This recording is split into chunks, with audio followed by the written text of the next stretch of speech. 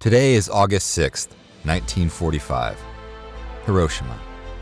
In the final year of World War II, as the Allies advanced towards Japan, conditions became increasingly desperate for the Japanese people.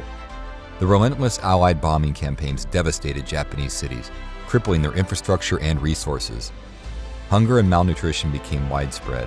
The Japanese war economy was on the brink of collapse.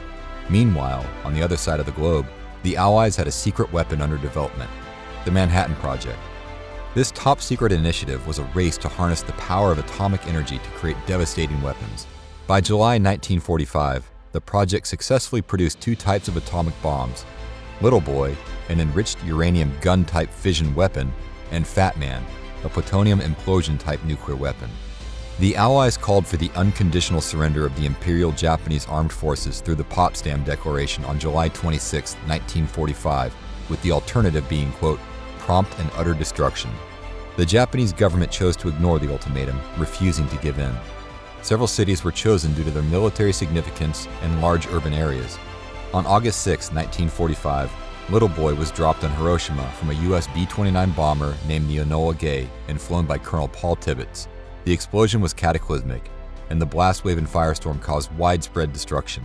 Over the next 2 to 4 months, the effects of the atomic bomb killed between 90,000 and 146,000 people, with roughly half of the casualties occurring on the first day alone. The majority of the doctors and nurses in Hiroshima were killed or injured, leaving hospitals in ruins. The surviving medical personnel and volunteers established evacuation centers amidst the ruins, but many survivors would die before receiving help. Hiroshima's reinforced concrete buildings, designed to withstand earthquakes, offered little protection against the sheer force of the atomic explosion. However, some structures, like the iconic Gimbaku Dome, managed to survive the blast as it was in the eye of the explosion, literally only a few hundred feet from ground zero. Before the bombings, the Allies had planned Operation Downfall, the largest operation of the Pacific War, an Allied invasion of Japan. The scale of the planned invasion was immense, with millions of Japanese and Allied casualties anticipated. The atomic bombings, while controversial, drastically altered the course of events and brought the war to an abrupt end.